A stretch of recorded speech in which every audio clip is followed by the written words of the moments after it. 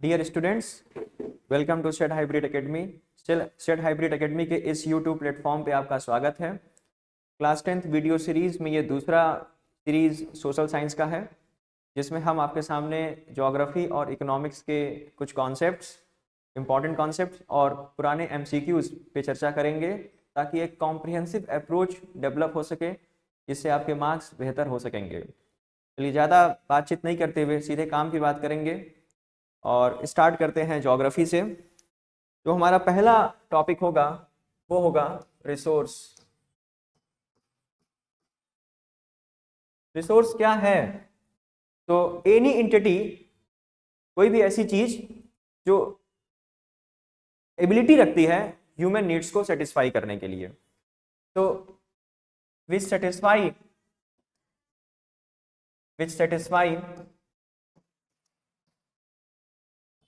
Human need, satisfy human need, and it is certain monetary value।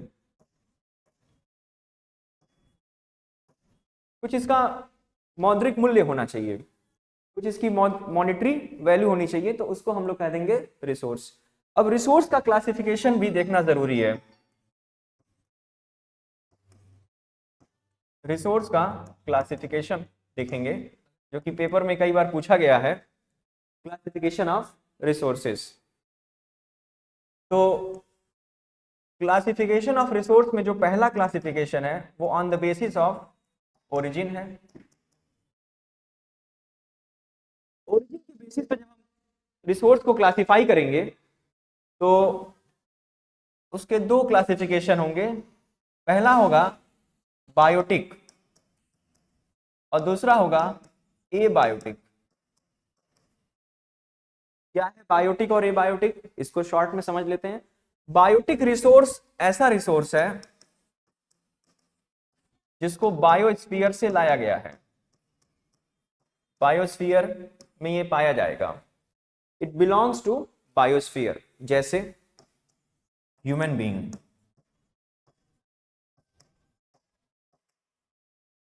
दूसरा wild animals, दूसरा wild animal. तीसरा plants. Fourth herbs और certain bacterias bacteria. तो ये biotic resources हैं। अगर इनको बहुत ध्यान से देखा जाए तो हम ये कह सकते हैं they are living in nature, living in nature, they are living in nature. Now what is abiotic? What is abiotic? Abiotic resources are those resources which are non-living in nature, non-living in nature, non-living in nature। Example क्या होगा बेटा इसका? Example हो जाएगा soil, example हो जाएगा water. ये दो ऐसे एग्जाम्पल हैं जो आप याद रखेंगे कि अबायोटिक हैं ये, जिसका फीचर कैसा है, नॉन लिविंग है, और एबायोटिक रिसोर्सेज हैं। तो ये पहला क्लासिफिकेशन कंप्लीट हो गया है। ओरिजिन के बेसिस पे हम जब रिसोर्स को क्लासिफाई करेंगे तो वो दो तरीके का होगा, बायोटिक और abiotic. Now the second classification is based on exhaustibility.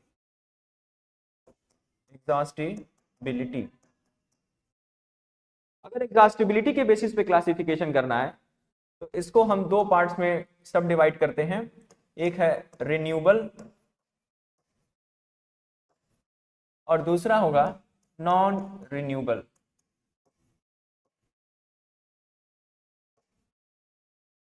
तो ऐसे रिसोर्स जो एक बार यूज होने के बाद हमें दोबारा मिल सकते हैं उनको बोलते हैं रिन्यूएबल रिसोर्सेज, और ऐसे रिसोर्स जो एक बार यूज होने के बाद दोबारा न मिल पाए उनको कहते हैं non renewable resource. Means which are having replenished tendency are categorized as renewable resources, and which are not having replenished tendency are categorize as non renewable resources. तो अगर मैं बात करूं रिन्यूएबल की,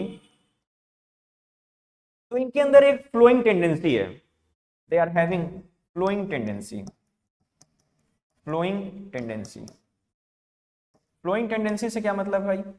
फ्लोइंग टेंडेंसी मतलब है कि ये आएंगे, यूज होंगे और दोबारा हमको मिल जाएंगे, आएंगे, यूज होंगे और दोबारा मिल जाएंगे। तो ये फ्लोइंग टेंडेंसी में आते हैं, जैसे सोलर एनर्जी, दूसरा है विंड एनर्जी, तीसरा है hydro electricity, hydel energy,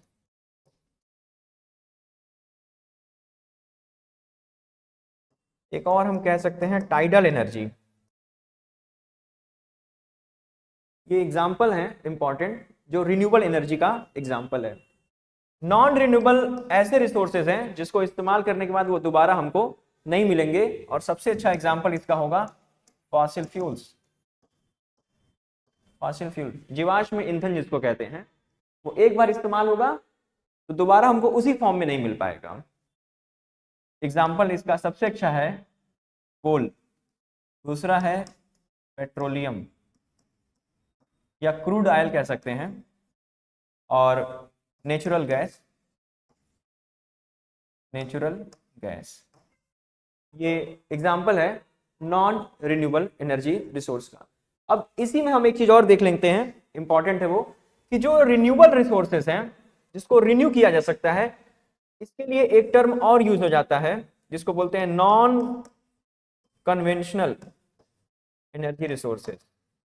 non conventional energy resources. और जो नॉन रिन्यूएबल है इसको बोलते हैं हम लोग कन्वेंशनल एनर्जी रिसोर्सेज। ये पेपर में एक बार पूछा गया है एमसीक्यू फॉर्म में। अब देखिए, जो नॉन कन्वेंशनल एनर्जी रिसोर्सेज है ये पॉल्यूशन प्रॉब्लम क्रिएट नहीं करते हैं, do not create pollution, do not create pollution. लेकिन जो कन्वेंशनल एनर्जी रिसोर्सेज हैं जैसे कोल, पेट्रोलियम, नेचुरल गैस, ये अपने जलने पर सर्टेन गैसेस इमिट करते हैं। मैं लिख दे रहा हूं, emit gases upon combustion, such as carbon dioxide gas, such as sulfur dioxide, such as NO2, and that's why they cause pollution. ये प्रदूषण की समस्या पैदा करते हैं। एक कॉन्सेप्ट तो ये तैयार हो गया हमारा, अब इसको ध्यान से देख लीजिए, फिर हम लोग अगला कॉन्सेप्ट देखते हैं, अगला क्लासिफिकेशन देखते हैं। Now the third classification is based on the ownership, is based on the ownership।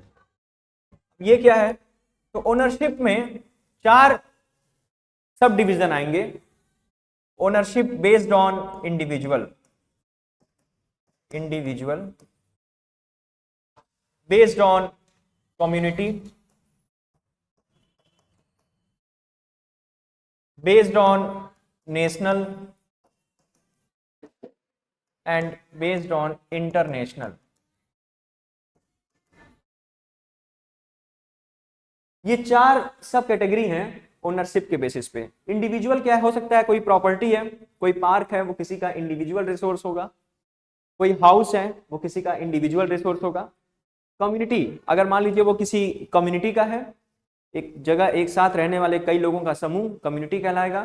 तो अगर वहां पे कोई पार्क है या वहां पे कोई बिल्डिंग है तो उसको हम लोग कह सकते हैं, कोई प्रॉपर्टी है तो उसको बोलेंगे ownership resources based on community. National, अगर कोई नेशन है, कोई राष्ट्र राज्य है, कोई स्टेट है, तो उसके अंदर कोई प्रॉपर्टी है, उसके अंदर कोई रिसोर्स है, तो उसको सोवरेन अथॉरिटी है उसको एक्सप्लॉइट करने का, तो वहां पे वो जो रिसोर्स होगा वो रिसोर्स ऑफ द नेशन हो जाएगा। और इसी तरह से अगर कोई ट्रांस बाउंड्री पे कोई रिसोर्स पाया जा रहा है, एक देश की बाउंड्री के बाहर कोई ऐसी जगह है जहां पे कोई रिसोर्स है, जहां वहां पे 2 या 2 से ज्यादा देश का अधिकार है उस रिसोर्स को एक्सप्लॉइट करने का, तो उसको कहेंगे इंटरनेशनल रिसोर्सेस। ये हो गया ओनरशिप के बेसिस पे। Now fourth classification is based on resource based on development.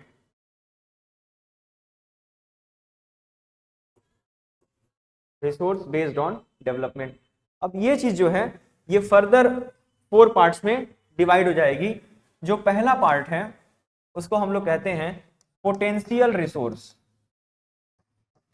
Potential resource.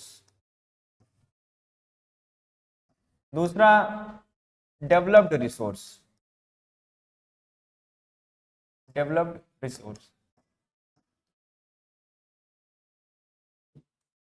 C is comes as stock and D is the reserve।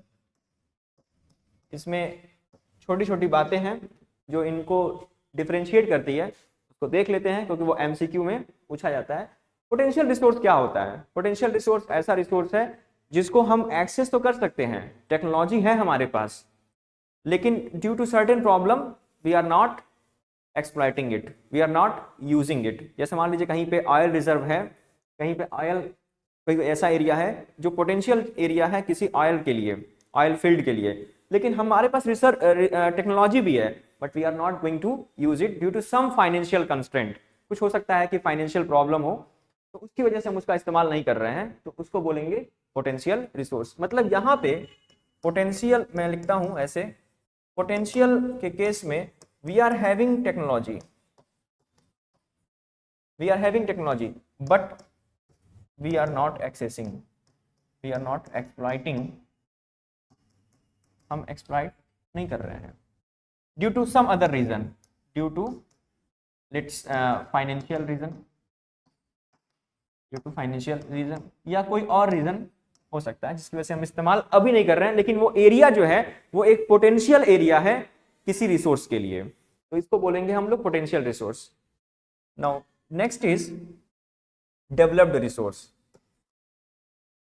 अब ये डेवलप्ड रिसोर्स क्या है? तो डेवलप्ड रिसोर्स में हम उस रिसोर्स का यूज कर रहे हैं, हम उसका एक्सप्लॉयटेशन कर रहे हैं। डेवलप्ड रिसोर्स में हम उसका एक्सप्लॉयटेशन कर रहे हैं, मींस हमारे पास टेक्नोलॉजी भी है, we are having technology and quantity, quantity, quality, estimation, estimation done, and we are exploiting, we are using the resource, then it is known as developed resource. So what is stock? What is stock? In case of stock, we are not having technology. It is important. We are not having technology. हमारे पास technology ही नहीं है, and that's why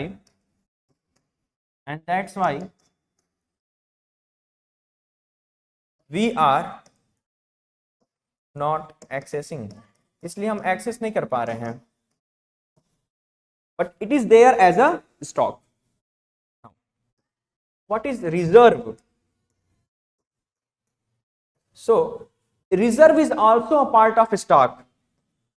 Reserve are also a part of stock. ये stock का ही हिस्सा है जिसको near future में हम इस्तेमाल करेंगे, which is used in future, जिसको भविष्य में हम इस्तेमाल कर लेंगे।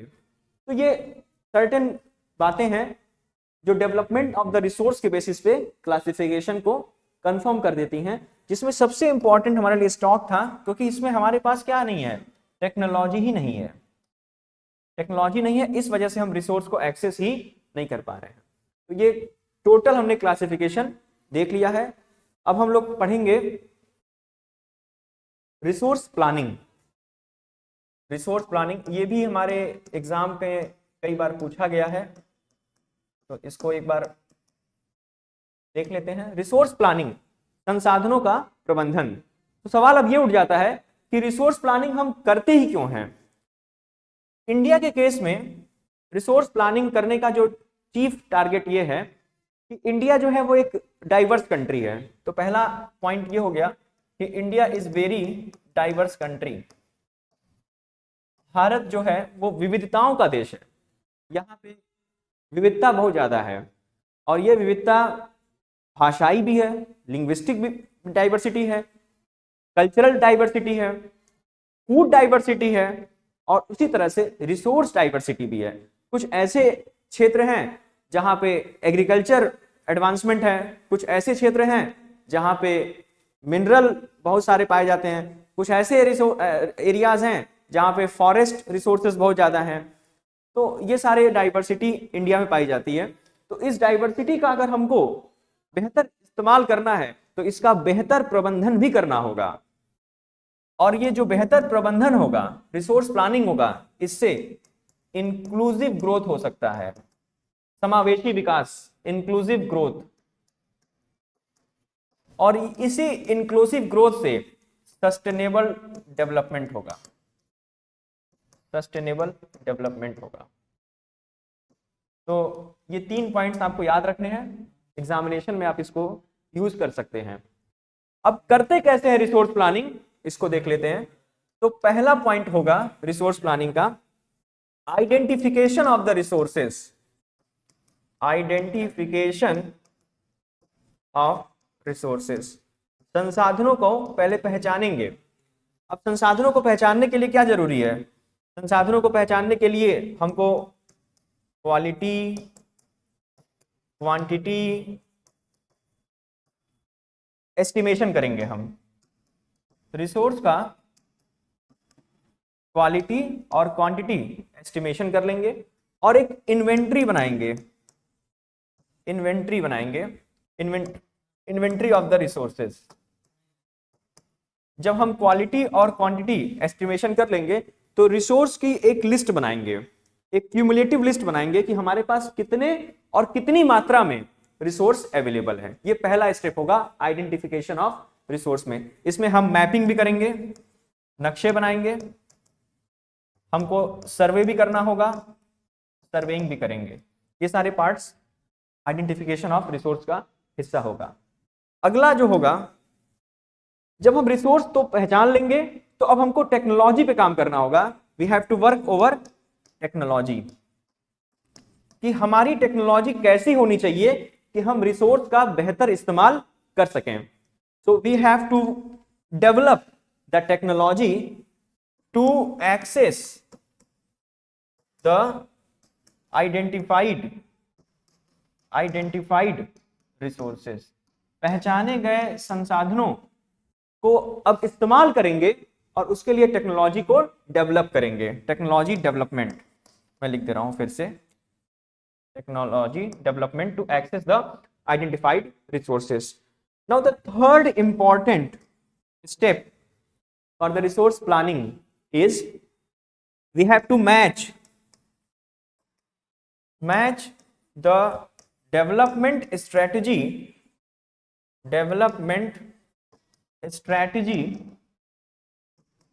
strategy to national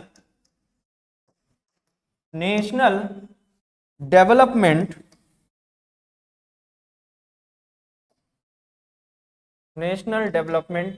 goals. जो हमारे देश के डेवलपमेंट गोल्स हैं, जो देश के विकास के जो लक्ष्य हैं, उसको अपने प्रोजेक्ट के डेवलपमेंट गोल से मैच करने की कोशिश करेंगे और ये देखेंगे कि कितने लेवल तक जो हमारा डेवलपमेंट टारगेट है वो नेशनल डेवलपमेंट गोल से मैच हो जा रहा है, उसको ऑब्जर्व करेंगे। तो ये पूरा जो प्रोसीजर है ये रिसोर्स प्लानिंग का है। इसको आप लोग देख लीजिए, ये एग्जाम में 3 मार्क प्रॉब्लम में पूछा जाता है। Now the next question, that we have to discuss is the soil. Some important point we will discuss from the soil. Now soil जो है बेटा वो किसी ना किसी रॉक से रिजेंबल करता है. soil resembles closely with the rock type. अब जो रॉक है वो हमारे पास 3 है जो हम लोग के लिए इंपॉर्टेंट है हमारे पॉइंट ऑफ व्यू से, हमारे सिलेबस के पॉइंट ऑफ व्यू से. एक है इग्नियस, दूसरा है बेटा मेटामॉर्फिक, और तीसरा है सेडिमेंट्री रॉक सिस्टम. अब देखिए जो इग्नियस रॉक है ये किस सॉइल से मैच करेगा, तो वो है ब्लैक सॉइल. इसको बहुत इंपॉर्टेंट है, ध्यान से देखिएगा, ब्लैक सॉइल से. जो मेटामॉर्फिक रॉक है ये मैच करेगा रेड सॉइल से. और जो सेडिमेंट्री रॉक है ये मैच करेगा एलुवल सॉइल से. अब कुछ खास बातें हम लोग एक एक सॉइल की देखेंगे, बहुत ध्यान से देखिए. जो ब्लैक सॉइल है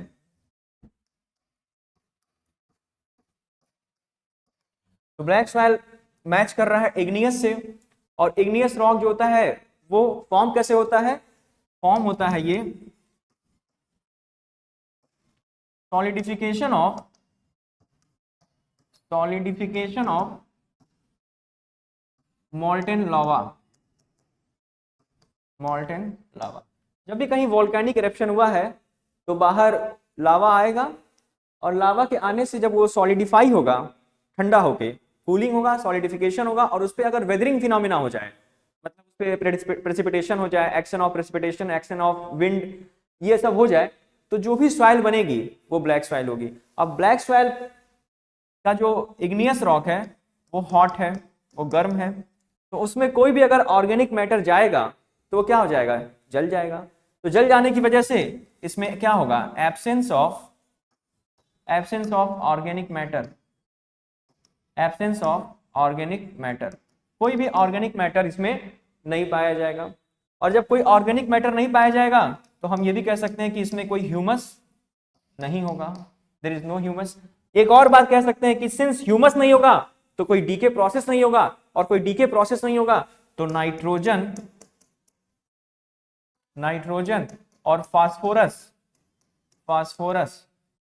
की डिफिशियंसी होगी. नाइट्रोजन एंड फास्फोरस डेफिशिएंट होगा, ये भी बहुत इंपॉर्टेंट है, डेफिशिएंट होगा.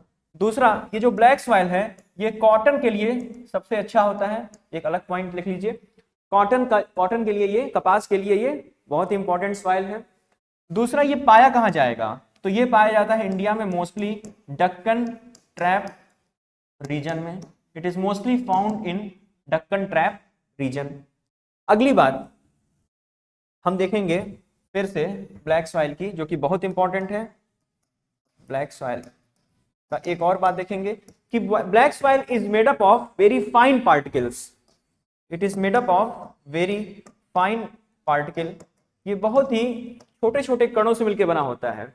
And that's why it is clayey in nature. Clayey है.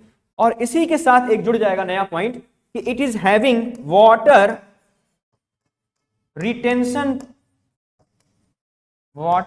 Retention property.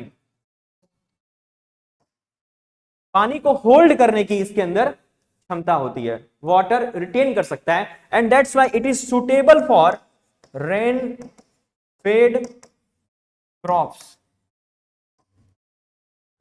क्रॉप्स के लिए ये बहुत ही अच्छा माना जाता है. तो ये सारी बातें जो थी वो ब्लैक सॉइल की है, जो कि सारे पॉइंट्स एमसीक्यूज के पॉइंट्स हैं, और सॉइल को आइडेंटिफाई करने में ये सारे पॉइंट्स आपकी काफी मदद करेंगे एग्जामिनेशन में. इसको एक बार देख लीजिए ध्यान से, तब फिर हम लोग आगे बढ़ते हैं.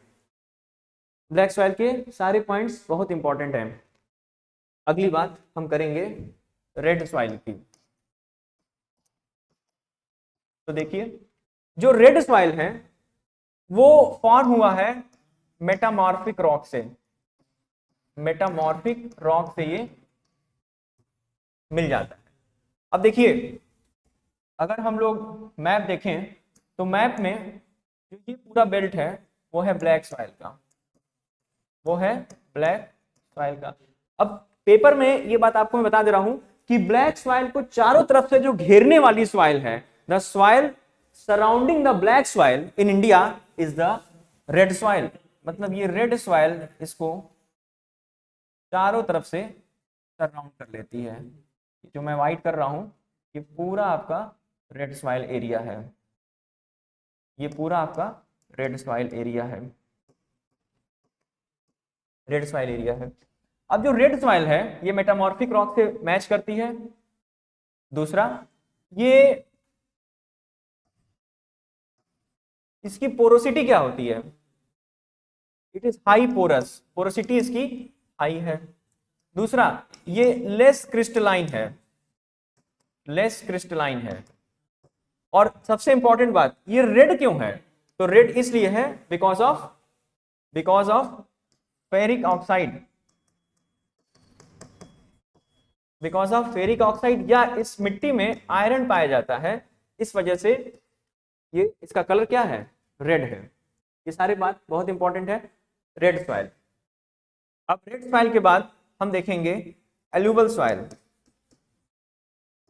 एल्यूवल सॉइल, एल्यूवल सॉइल जो है वो रिजेंबल करता है सेडिमेंट्री रॉक से, सेडिमेंट्री रॉक से। And it is very important to note that India के फिजियोग्राफी पे जो सबसे ज्यादा मिलने वाला सॉइल है वो है एल्यूवल सॉइल। सबसे ज्यादा मिलने वाला जो सॉइल है वो एल्यूवल सॉइल। अब ये पाया कहाँ जाता है? तो ये पाया जाता है ये पाया जाएगा गंगेटिक प्लेन में। ये पाया जाता है गंगेटिक प्लेन में, गंगेटिक प्लेन। दूसरा, डेल्टाइक रीजन, डेल्टाइक रीजन। तो कौन से डेल्टा रीजन में? ईस्ट कोस्टल एरिया में जो रिवर्स के डेल्टा बनते हैं, जैसे महानदी, गोदावरी, कृष्णा, कावेरी नदियों के जो डेल्टा बनते हैं, वहां पे जो मिट्टी पाई जाएगी वो कहलाएगी एल्यूवल सॉइल।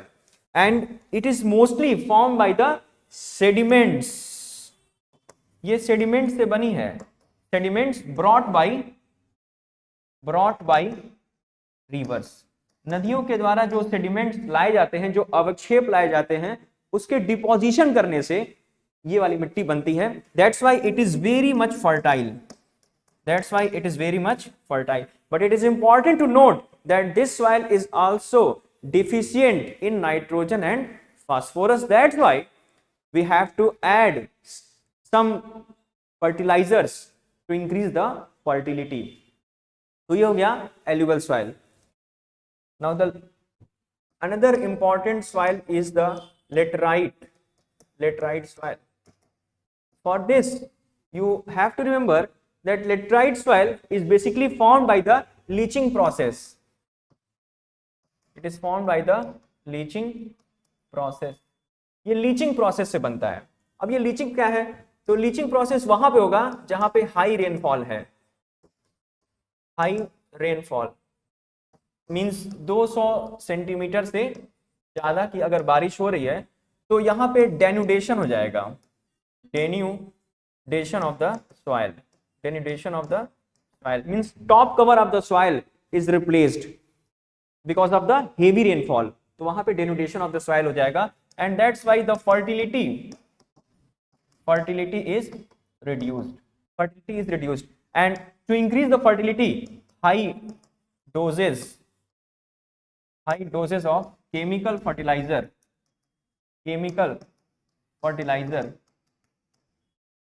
is used. अब ये पाया कहां जाएगा? तो इसको देख लीजिए।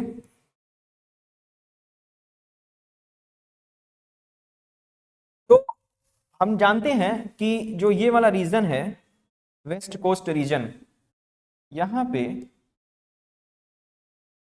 जो आने वाला मानसूनी हवा है, साउथ वेस्ट मानसूनी विंड्स, ये यहीं पे जाके सीधे स्ट्राइक करते हैं वेस्टर्न घाट से और यहाँ पे 200 सेंटीमीटर से ज्यादा की रेनफॉल करा देते हैं। तो this region it will have laterite soil. this region will have laterite soil. Along with this region,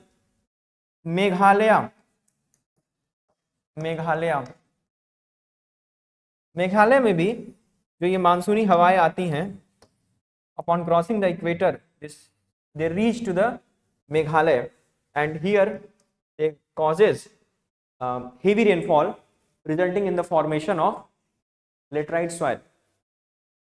Laterite soil is very good for cashew nut. काजू की खेती के लिए लेटराइट सॉइल बहुत ही अच्छी मानी जाती है। तो ये हमारा एक कंप्लीट कॉम्प्रिहेंसिव सॉइल फीचर था। अब हम थोड़ा सा और बात करेंगे एग्रीकल्चर की।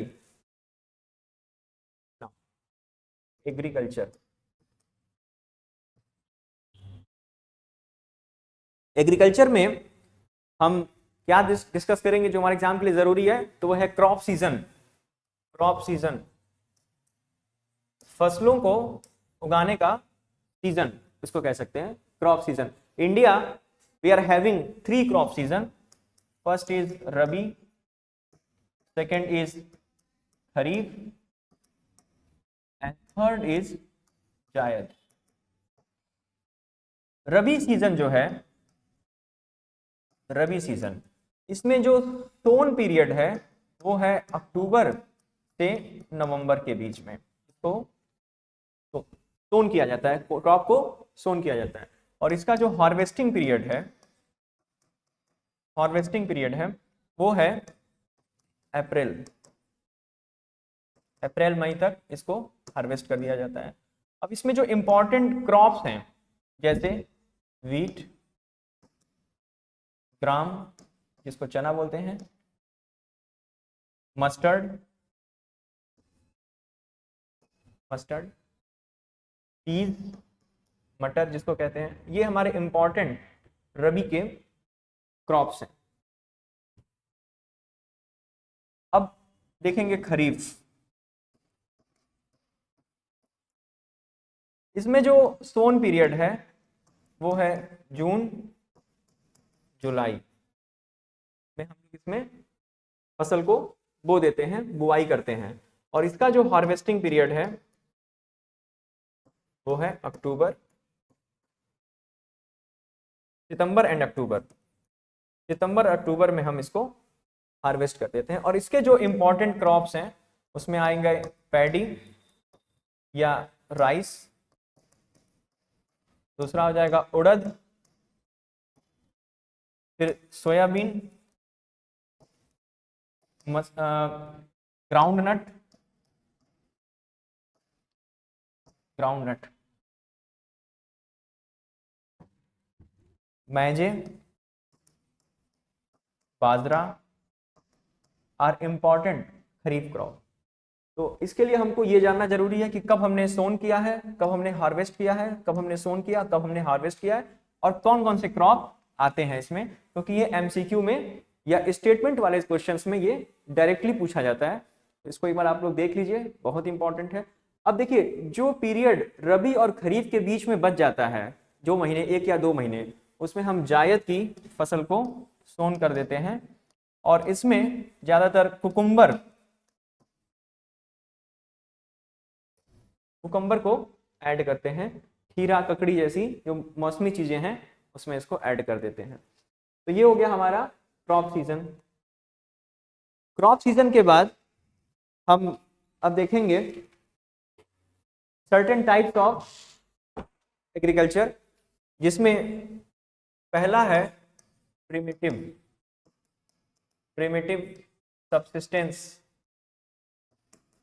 Subsistence farming. ये पेपर में 3 मार्क्स में पूछा गया है। इसको एक बार देखते हैं कि ये क्या चीज है। तो देखिए, नाम से ही पता चल रहा है कि प्रिमिटिव मतलब बहुत ही परंपरागत तरीका है ये खेती का, जिसमें हम पहला फीचर प्रिमिटिव टूल इस्तेमाल करते हैं। Primitive tools are used.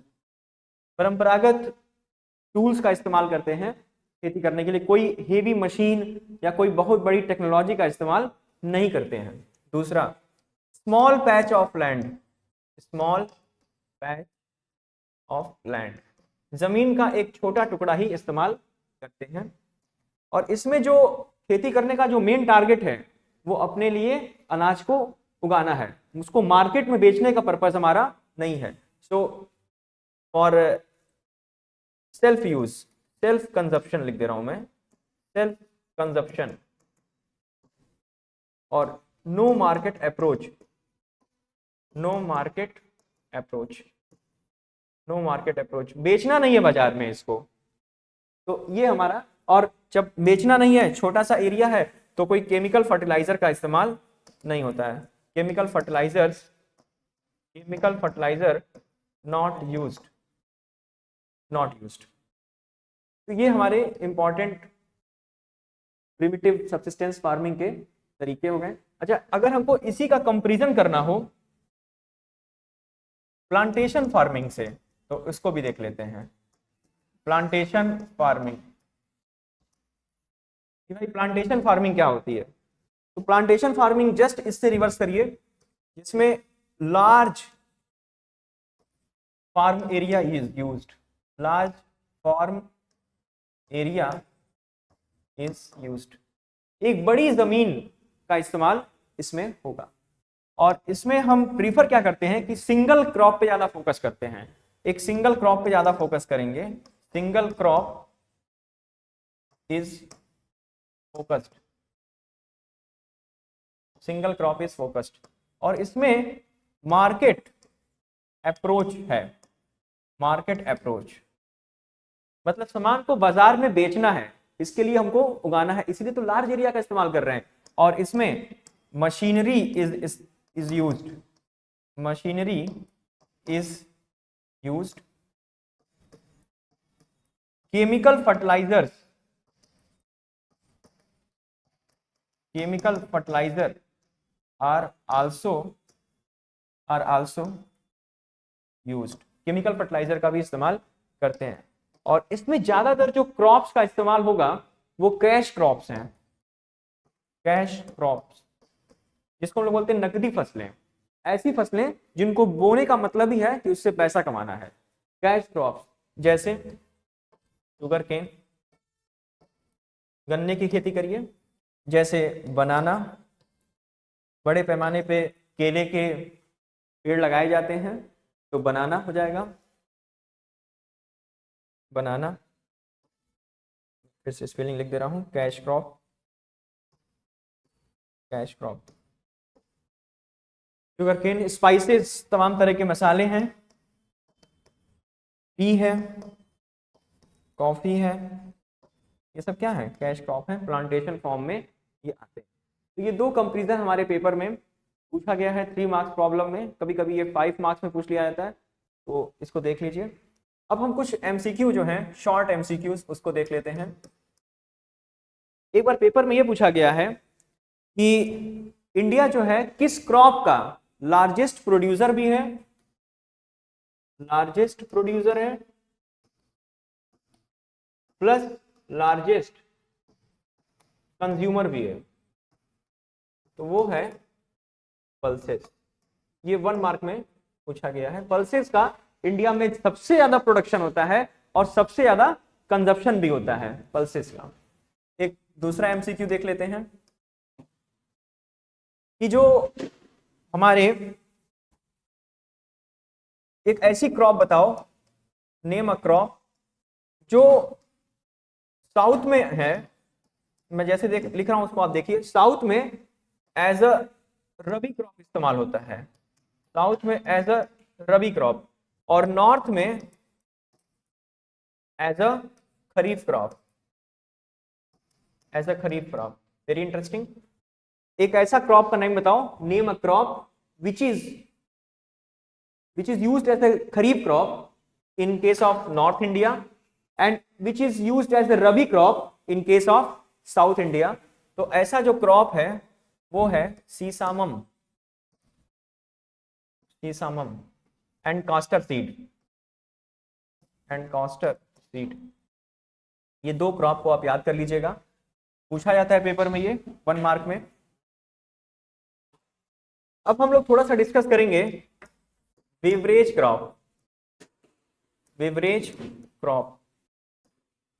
Beverage crop क्या है इसको भी देख लेते हैं। बेवरेज क्रॉप को हम लोग कहते हैं पेय फसलें। तो इंडिया में दो बेवरेज क्रॉप है, एक है टी और दूसरा है कॉफी। एक है टी और एक है कॉफी। उसको देख लेते हैं कि आखिर ये क्या चीज है भाई। तो टी और कॉफी जो है वो दोनों ही बेवरेज क्रॉप है। एक एक करके दोनों को देख लेते हैं।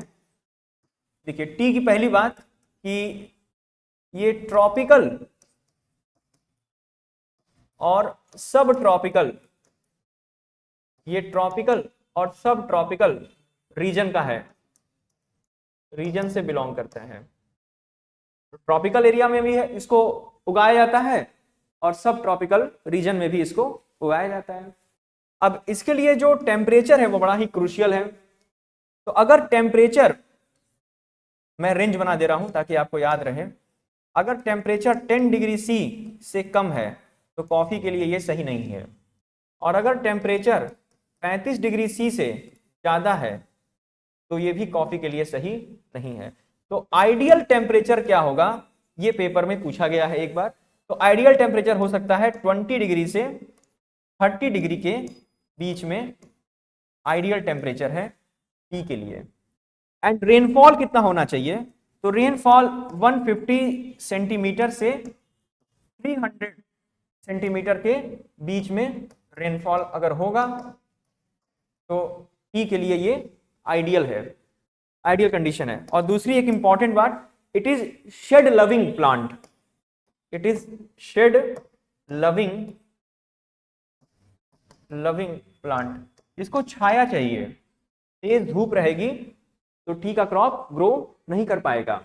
और एक और इंपॉर्टेंट बात देख लीजिए टी के लिए, टी को जब भी हम ग्रो करेंगे तो इसको स्लोप पे ग्रो करेंगे।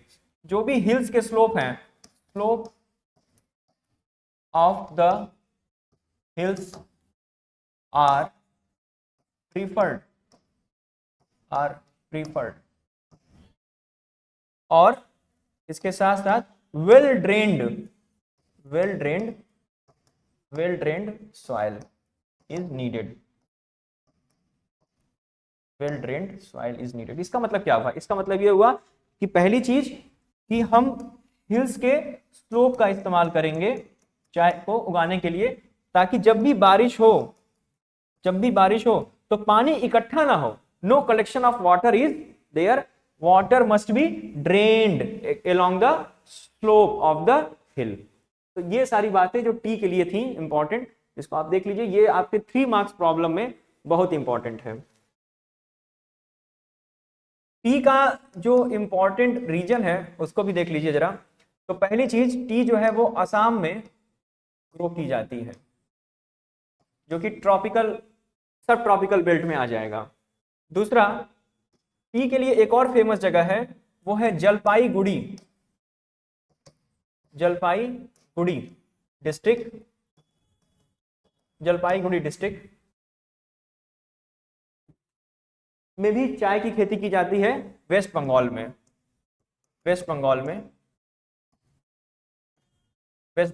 जलपाईगुड़ी डिस्ट्रिक्ट में। और इसको बोलते हैं दार्जिलिंग की जो पहाड़ी है वहां पर, जो दार्जिलिंग हिल्स हैं वहां पे चाय की खेती कर दी जाती है। ठीक है, तो ये हो गया आपके सब ट्रॉपिकल बेल्ट के इलाके, सब ट्रॉपिकल। और ट्रॉपिकल बेल्ट में चाय कहाँ होता है इसको भी देख लीजिए। तो जो नीलगिरी रीजन है भारत के दक्षिण भारत में, जो नीलगिरी रीजन है, तो नीलगिरी से अटैच्ड कर्नाटक, ध्यान दीजिएगा, नीलगिरी से अटैच्ड कर्नाटक, नीलगिरी से अटैच्ड केरला का हिस्सा, और नीलगिरी से ही अटैच्ड तमिलनाडु का हिस्सा। जहां पे तमिलनाडु, जहां पे ये ट्राई जंक्शन मिल रहा है, ट्राई जंक्शन जहां पे तीनों मिल रहे हैं एक साथ, वहां पे चाय की खेती हो जाएगी। और ये जो बेल्ट है ये आपका ट्रॉपिकल का एग्जांपल है, ट्रॉपिकल बेल्ट। ये हो गया हमारा टी। कॉफी के बारे में थोड़ा सा देख लेते हैं। कॉफी जो है वो मेनली आपका कर्नाटक में कंसंट्रेटेड है, और इसके लिए भी धूप जो है, जो सनलाइट है, वो बड़ा ही क्रूशियल है। साथ साथ ये मेनली केरला, कर्नाटका और तमिलनाडु के इलाके में ग्रो किया जाता है। तो चाय और कॉफी दो हमारे बेवरेज क्रॉप थे जो कि पेपर में पूछे जाते हैं। अब एक और देख लेते हैं हम लोग इसके साथ साथ, रबर। रबर जो है मोस्टली केरला में होता है आपका। Kerala is the prominent location for the rubber crop, और इसके लिए moist, humid, high temperature, high rainfall is needed. Moisture भी ज्यादा होना चाहिए, ह्यूमिडिटी भी ज्यादा होना चाहिए, टेम्परेचर भी ज्यादा होना चाहिए, और रेनफॉल अप्रोक्सीमेटली 300 सेंटीमीटर का चाहिए रबर के लिए, और ये मोस्टली केरला में ग्रो होता है। ये हमारे कुछ इंपॉर्टेंट क्रॉप्स हैं जिसको हमने आपके सामने देखा। अब एक बार हम वीट और राइस पे एक डिस्कशन कर लेते हैं, वीट एंड राइस। तो पहली चीज, वीट जो है वो आपका रबी क्रॉप है, राइस जो है वो आपका खरीफ क्रॉप है, रबी क्रॉप है। देयरफॉर इसको हम अक्टूबर और से लेकर नवंबर के बीच में सोन करेंगे, और इसके लिए टेम्परेचर जो है उगने के समय, बढ़ने वाले समय में टेम्परेचर ज्यादा नहीं चाहिए, अप्रोक्सीमेटली 10 से 15 degree C, 10 degree C to 15 degree C का टेम्परेचर ऑप्टिमम है। लेकिन जब ये रिपनिंग टाइम आएगा, हार्वेस्टिंग पीरियड के समय, जो टेम्परेचर होना चाहिए वो 20 डिग्री सी तक हो जाना चाहिए। एक और इम्पॉर्टेंट बात है कि इसके लिए 75 सेंटीमीटर 55 सेंटीमीटर तक का रेनफॉल रिक्वायरमेंट है। रेनफॉल 75 सेंटीमीटर तक का rainfall requirement means it does not need very much amount of the rainfall. Wheat के केस में हम एक चीज और देख लेते हैं यहीं पे, कि वीट का जो ग्रोइंग एरिया है वो है Punjab, Haryana, western UP are the prominent location for the wheat, and you will surprised to note that these three regions are those regions where the green revolution in 1966 was adopted. Along with these three regions, certain portions of Bihar, some portion of Madhya Pradesh is also important for the wheat production. Now let us move to the kharif region. Kharif region में हम mainly paddy की बात करेंगे, चावल की, धान के खेत की बात करेंगे, और यहाँ पे इसको सोन टाइम जो है, बोने का समय जो है वो है जून और जुलाई का महीना। जून और जुलाई का महीना जो है वही महीना होता है ऑनसेट ऑफ मानसून का। ऑनसेट ऑफ मानसून मतलब ऑनसेट ऑफ मानसून से ही खरीफ का फसल का स्टार्टिंग हो जाता है, ऑनसेट ऑफ मानसून। याद रखने वाली बात है ये। तो ये सारी बातें जो थी वो इंपॉर्टेंट क्रॉप्स की थी, और इसको हम ग्रो कहाँ करते हैं? इसको हम ग्रो करते हैं यूपी में, इसको हम ग्रो करते हैं वेस्ट बंगाल में, देन आंध्र प्रदेश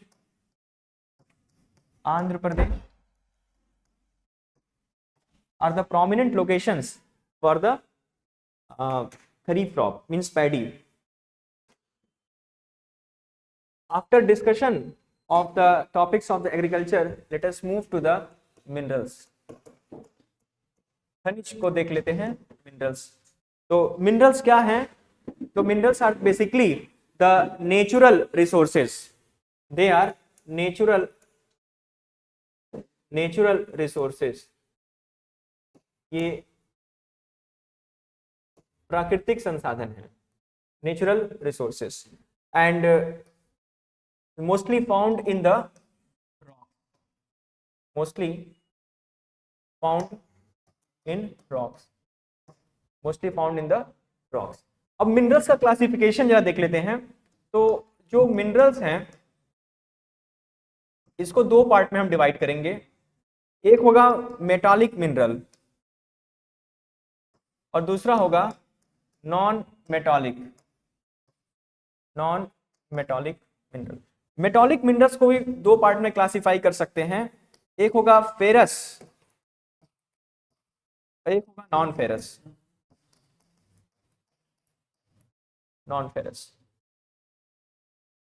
और इसका एक तीसरा क्लासिफिकेशन भी हो सकता है एनर्जी मिनरल्स। ये पेपर में 3 मार्क्स में पूछा गया है। समटाइम्स जो कैटेगरी है वो 1 मार्क के एमसीक्यू में पूछा गया है, तो उसको भी देख लेते हैं। फेरस का मतलब ये होगा कि इसमें iron as a chief component होगा। Iron as a chief component. For example जो है वो बड़े इंपॉर्टेंट हैं, जैसे आयरन खुद, आयरन, कोबाल्ट, निकिल, मैग्नीज। ये एग्जाम्पल में जो लिखा गया है ये एग्जाम में डायरेक्टली एमसीक्यू में शॉर्टिंग करने के लिए पूछा गया है, तो बहुत ही ध्यान से इसको देख लीजिए। नॉन फेरस में टिन, लेड, कॉपर, ये 3 एग्जाम्पल बहुत इंपॉर्टेंट हैं, जो कि नॉन फेरस मेटालिक मिनरल का एग्जाम्पल है। अब नॉन मेटालिक में क्या क्या आएगा? तो नॉन मेटालिक में आ जाएगा आपका सल्फर, ये एग्जाम्पल में पूछा गया है, सल्फर आ जाएगा आपका। साल्ट आ जाएगा, साल्ट। पोटाश आ जाएगा, पोटाश।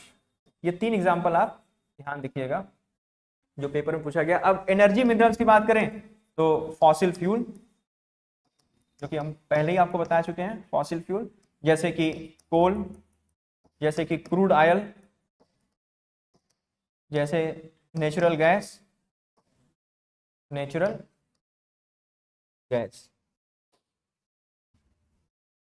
इसमें एक एग्जांपल और देख लीजिए, बॉक्साइट। अब एक बार पूछा गया है 1 नंबर के सवाल में कि एल्युमिनियम इज ऑब्टेन्ड फ्रॉम, तो आंसर क्या होगा? बॉक्साइट। मतलब यहां से मैं लिंक करा दे रहा हूं इसको, एल्युमिनियम,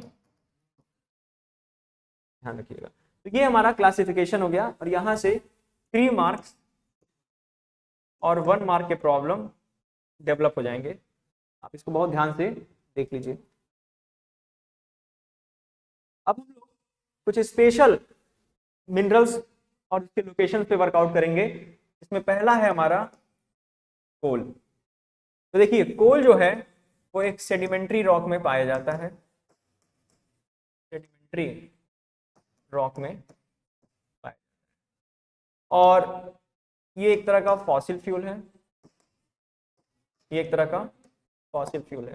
कोल जो है वो 2 तरीके का है। पहला है गोंडवाना कोल। मैं इंडिया के प्रोस्पेक्टिव में बात करूंगा, क्योंकि हम लोग इंडिया के ही प्रोस्पेक्टिव में अपने सिलेबस में कवर किए हैं। एक है गोंडवाना कोल और दूसरा है टर्शियरी कोल। इंडिया में 2 ही तरह के कोयले पाए जाते हैं, एक है गोंडवाना किस्म का कोयला और दूसरा है टर्शियरी किस्म का कोयला, टर्शियरी कोल। गोंडवाना कोल वो कोल है जो 250 मिलियन ईयर्स ओल्ड है, मतलब ये ज्यादा पुराना है as compare to this. It is oldest, while this is tertiary is youngest। ये अभी यंग फेज में है, ये ओल्ड फेज में है। अब कोयले के टाइप्स देख लेते हैं। तो कोयले के जो टाइप्स हैं वो 4 हैं। जो पहला टाइप है वो है एंथ्रेसाइट, दूसरा है बिटुमिनस, तीसरा है लिग्नाइट और चौथा है पीट कोयला। देखिए, एंथ्रेसाइट जो है वो सबसे ज्यादा कार्बन कंटेंट वाला कोयला होता है, जिसमें लगभग 80 to 90% कोयला होगा, जो हमारे इंडिया में केवल जम्मू कश्मीर में पाया जाता है। बहुत इंपॉर्टेंट है। बिटुमिनस कोयला जो होता है इसमें 60 से 70%, 60 to 70% कोयला होगा, और यही टाइप है गोंडवाना कोल का। ये गोंडवाना कोल का एक टाइप है, गोंडवाना कोल का टाइप है। दूसरा, इसको हम लोग बोलते हैं कॉमर्शियल कोल, इसको हम लोग कॉमर्शियल कोल भी बोलते हैं। मतलब इसका क्या है कि ज्यादातर जो थर्मल पावर प्लांट हैं उसमें बिटुमिनस कोल का ही इस्तेमाल होता है। ये एक हार्ड कोल है, कठोर कोयला है, ये हार्ड कोल है। लिग्नाइट, इसको हम लोग बोलते हैं ब्राउन कोल, भूरा कोयला, ब्राउन कोल, और इसमें कार्बन कंटेंट जो है वो एंथ्रेसाइट और बिटुमिनस की तुलना में कम है, जो कि ज्यादातर तमिलनाडु के क्षेत्र में पाया जाएगा, नवेली में। नवेली एक ऐसा जिला है, डिस्ट्रिक्ट है तमिलनाडु का, जहां पे लिग्नाइट और पाया जाएगा। और सबसे घटिया किस्म का जो कोयला होता है वो होता है पीट कोयला, जहां पे जिसमें कार्बन कंटेंट 20 to 30% है केवल, और ये ज्यादातर अपने अंदर मॉइस्चर रखता है, नमी ज्यादा है, और इसके द्वारा बहुत सारा स्मोक पैदा होता है, धुआं बहुत ज्यादा निकलता है इसमें से, ये ध्यान देने वाली बात है। अब ये तो हो गया कोयले के टाइप्स। अब कोयले की क्लासिफिकेशन तो देख लिए हैं, कोयले के लोकेशंस को भी जरा देखते हैं। तो सबसे ज्यादा जो इम्पोर्टेंट जगह है कोयले के लिए है वो है झारखंड। झारखंड, तो झारखंड में एक जगह है जिसका नाम है झरिया, झरिया, जो कि कोयले का चीफ लोकेशन है, ध्यान रखिएगा। दूसरा जो एरिया है वो है वेस्ट बंगाल, और यहाँ पे एक कॉन्सेप्ट है, कॉन्सेप्ट क्या फैक्ट है कि वेस्ट बंगाल में एक जगह है Raniganj coal field, Raniganj coal field. इस रानीगंज कोल फील्ड को हम लोग बोलते हैं first mechanised coal field, first mechanised, यानी पहली बार मशीनों का इस्तेमाल करके यहां से कोयला निकालने की कोशिश की गई थी, इसलिए इसको बोलते हैं रानीगंज कोल फील्ड। झारखंड में ही एक और जगह हम आपको बताना चाहेंगे, गिरिडीह, गिरिडीह, गिरिडीह, इसमें भी कोयला खूब पाया जाता है। और बोकारो, बोकारो, ये दो लोकेशंस आप याद रखिएगा एग्जाम के लिए, बहुत इंपॉर्टेंट है, ध्यान दीजिएगा। अगला हम देखेंगे आयरन। तो आयरन के लिए हम आपसे कहेंगे कि आयरन का जो क्लासिफिकेशन है वो 4 तरीके का है। पहला जो आयरन टाइप है वो है मैग्नेटाइट, मैग्नेटाइट। दूसरा है हेमेटाइट, हेमेटाइट। तीसरा है सीडेराइट, और चौथा है लिमोनाइट। अगर देखा जाए ध्यान से तो जो ये मैग्नेटाइट है इसमें आयरन कंटेंट का जो परसेंटेज है, परसेंटेज इज हाईएस्ट, यानी इसमें फर्स्ट इसको रैंकिंग देंगे ग्रेडिंग के मामले में। And it is categorised as second, it is categorised as third, and it is categorised as fourth. मतलब इसमें सबसे कम लोहा पाया जाएगा लिमोनाइट कोयले में। अब इसमें ज्यादा कुछ देखना नहीं है, इसके जो रीजन्स हैं वो हमारे लिए बहुत इंपॉर्टेंट है कि किस किस जगह पे आयरन पाया जाएगा। तो पहला एरिया जो है हम देखेंगे उड़ीसा, कि भाई उड़ीसा में कहाँ पे कोई लोहा पाया जाता है। तो पहला जगह है मयूरभंज, मयूरभंज, मयूरभंज एक डिस्ट्रिक्ट है जहाँ पे लोहे के खदानें तमाम पाई जाती हैं, Mayurbhanj. Keonjhar, Keonjhar is again very important. Third is Sundargarh, Sundargarh, Keonjhar, Sundargarh. और इसके अलावा एक और जगह है, वो है कोरापुट, कोरापुट, कोरापुट रीजन। तो ये आप जगह याद रखिएगा, एग्जाम में ये मैच द कॉलम में पूछ लिया जाता है। उड़ीसा के बाद हम देखेंगे छत्तीसगढ़। छत्तीसगढ़ में कहाँ कहाँ कोयला पाया जाएगा? तो छत्तीसगढ़ में एक जगह है डल्ली रजहरा, डल्ली रजहरा, रजहरा फील्ड, डल्ली रजहरा फील्ड। इसके अलावा बैला डीला माइन, बैला डीला माइन, बैला डीला माइन, ये दो रीजन आप याद रखिएगा, एग्जाम में ये पूछा जाता है। एक थर्ड रीजन भी है झारखंड, जहां पे लोहा पाया जाएगा, और यहाँ पे है नोवा मंडी, नोवा मुंडी, नोवा मुंडी की खदान, नोवा मंडी डिस्ट्रिक्ट है, वहां पे लोहे के खदानें पाई जाती हैं। और इसके बाद जो सबसे इंपॉर्टेंट है और अभी एक, वो है कर्नाटका। कर्नाटक में चिकमंगलूर एक डिस्ट्रिक्ट है, लिख दे रहा हूं दोबारा, चिकमंगलूर, चिकमंगलूर डिस्ट्रिक्ट में, चिकमंगलूर डिस्ट्रिक्ट में बाबा बूदन की माइंस, वेरी इंपॉर्टेंट, बाबा बूदान हिल्स, बाबा बूदन की जो पहाड़ी है, यहाँ पे भी आपको लोहे के क्षेत्र मिल जाएंगे।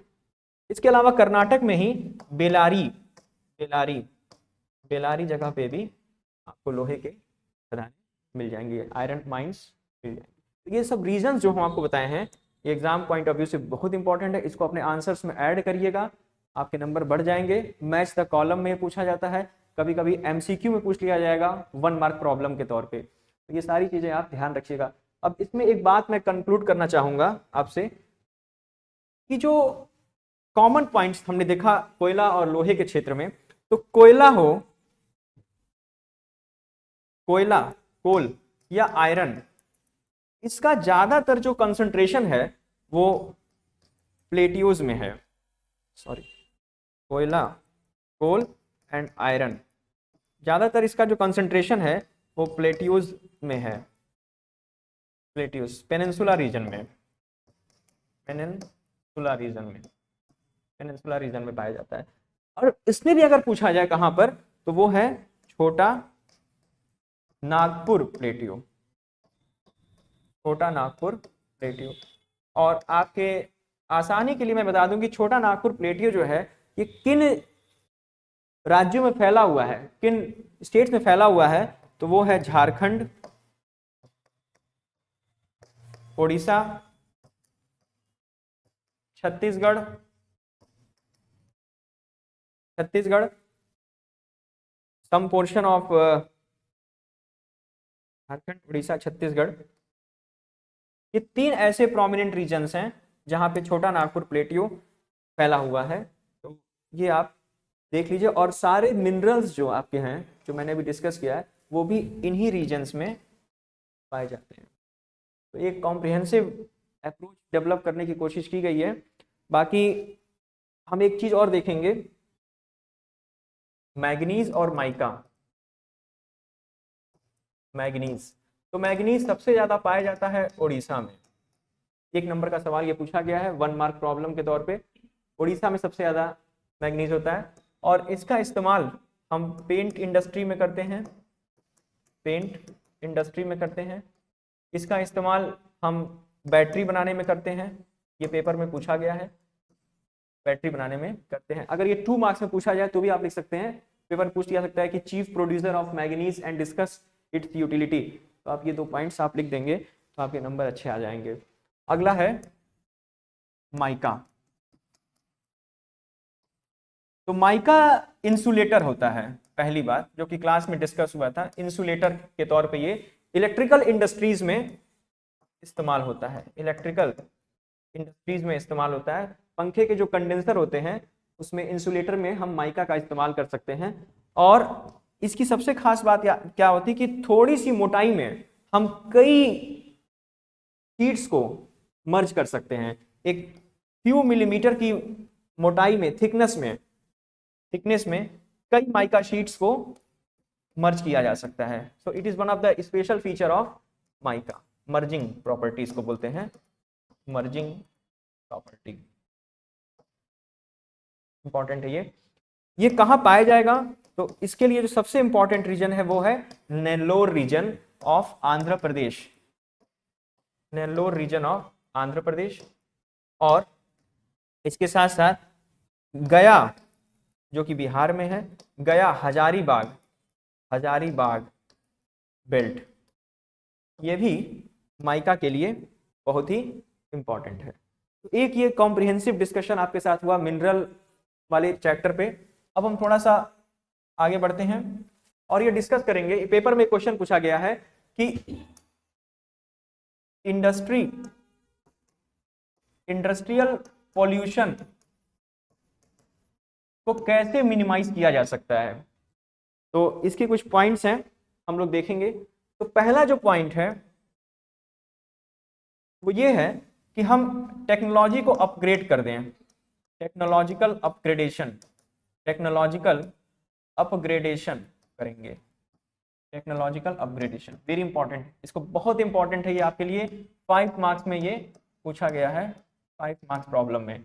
टेक्नोलॉजिकल अपग्रेडेशन, अगर हम पुरानी टेक्नोलॉजी को हटा के नई टेक्नोलॉजी अगर इंट्रोड्यूस कर दें अपने इंडस्ट्री में, तो उससे कहीं बहुत ज़्यादा लेवल तक पॉल्यूशन की प्रॉब्लम को कंट्रोल कर सकते हैं। क्योंकि पुरानी टेक्नोलॉजी जो होती है उसमें इमिशन ज़्यादा होता है, इफ्लुएंट्स का इमिशन ज़्यादा है। तो अगर हम टेक्नोलॉजिकल अपग्रेडेशन कर दें तो इंडस्ट्रियल पॉल्यूशन पे कंट्रोल किया जा सकता है। दूसरा, इंडस्ट्रीज से जो निकलने वाला ऐश है उसका हम लोग यूटिलाइजेशन कर लें। ऐश जिसको राख बोलते हैं, ऐश मस्ट बी यूटिलाइज्ड। ऐश का इस्तेमाल कहाँ कर सकते हैं? तो ब्रिक बनाने में इस्तेमाल कर सकते हैं। Ash must be utilised for making brick. Brick मतलब ईंटें, ईंट को बनाने में हम लोग ऐश का इस्तेमाल कर सकते हैं, तो उससे हमारा पोल्यूशन थोड़ा सा कम हो सकता है। तीसरा, हम लोग वाटर रिसाइकिल पे ध्यान देंगे। Water must B recycled, water must B recycled, water को रिसाइकिल कर दें। चौथा, जो भी वेस्ट मटेरियल है उसको डिस्चार्ज करने के पहले उसको हम लोग मैनेज करें। So discharge after management of chemical waste. ये कुछ पॉइंट्स हैं जो कि हमें ध्यान रखना चाहिए। एक और बात इसमें ऐड कर सकते हैं, एफॉरेस्टेशन को प्रमोट करेंगे। प्रमोशन ऑफ, ज्यादा से ज्यादा पेड़ पौधे लगा दिए जाएं इंडस्ट्रियल वाले इलाके के आसपास। प्रमोशन ऑफ एफॉरेस्टेशन, एफॉरेस्टेशन ये पेपर में कई बार पूछा गया क्वेश्चन है, मैंने आपके साथ डिस्कस किया। इंडस्ट्रियल पॉल्यूशन को कैसे हम कंट्रोल करेंगे, इंडस्ट्रियल पॉल्यूशन चेकिंग, कैसे इसको चेक करें, देख लीजिए इसको ध्यान से, फिर आगे बढ़ें।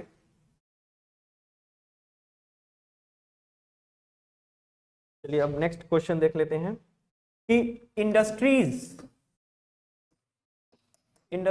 एंड एग्रीकल्चर, अभी हमने दोनों देख लिया है, एग्रीकल्चरल एस्पेक्ट भी और इंडस्ट्रियल एस्पेक्ट भी। तो अगर पेपर में ये पूछ लिया जाए कि industry and agriculture runs hand in hand, runs hand in hand, hand in hand, मतलब कहना क्या चाह रहे हैं? कहना ये चाह रहे हैं कि इंडस्ट्री हो या एग्रीकल्चर हो, दोनों एक साथ चलते हैं। दे आर नॉट सेपरेबल, उनको अलग अलग नहीं किया जा सकता है। तो कैसे? Means they are depending on each other. कैसे, जरा देखते हैं। देखिए एग्रीकल्चर है तो agriculture produces raw material, and these raw material are used in industries,